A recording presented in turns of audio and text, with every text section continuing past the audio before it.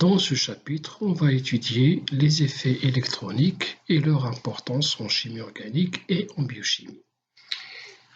Les produits d'une réaction en chimie organique ou en biochimie peuvent être connus d'avance si on étudie la réactivité des réactifs mis en jeu.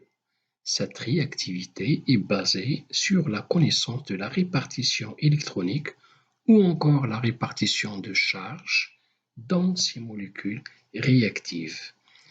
Cette répartition est alors le résultat des effets électroniques des atomes ou groupements d'atomes dans la molécule. Ces effets électroniques sont de deux catégories, les effets inductifs et les effets mésomères. On va alors étudier chacun de ces effets séparément. La polarisation serait alors indiquée par une charge partielle positive sur l'atome le moins électronégatif et une charge partielle négative sur l'atome le plus électronégatif. Je prends l'exemple de HCl. On a une charge négative sur le chlore, les électronégatifs, et la charge partielle sur l'hydrogène. Création aussi d'un moment dipolaire de la liaison. Pour étudier les effets inductifs, la notion de polarisation de la liaison est très importante.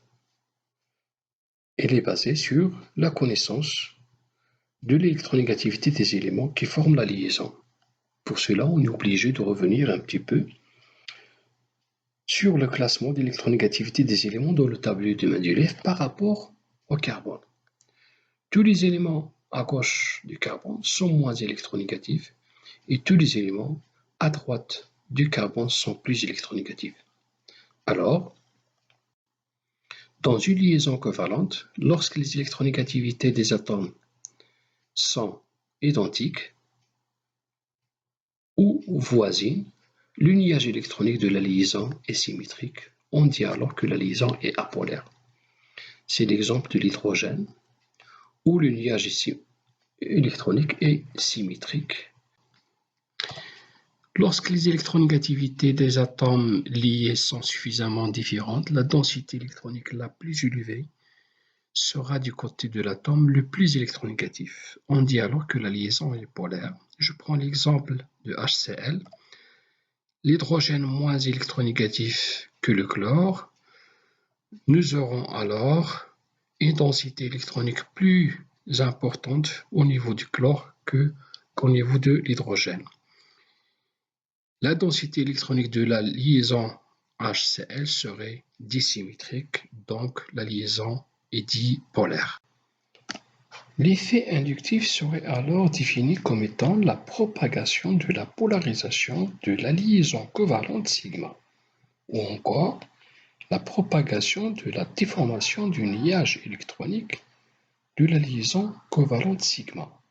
Je prends l'exemple du 1-chlorobutane où on voit la propagation de la polarisation de la liaison carbone 1-chlore tout au long de la chaîne carbonée avec diminution de son intensité. Il existe alors deux effets inductifs. L'effet inductif donneur, noté plus I, et l'effet inductif attracteur, noté moins I. L'effet inductif donneur est exercé par les atomes ou groupements d'atomes donneurs d'électrons. On cite les atomes ou groupements d'atomes chargés négativement qui sont riches en électrons. Les atomes moins électronégatifs que le carbone, tels que le métaux, le magnésium, le lithium, le sodium.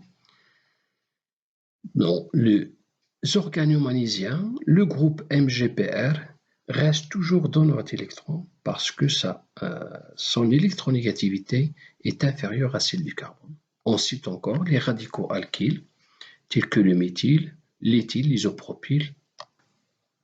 L'effet inductif attracteur moins I est exercé par les atomes ou groupements d'atomes attracteurs d'électrons, tels que les atomes ou groupements d'atomes chargés positivement puisqu'ils sont pauvres en électrons.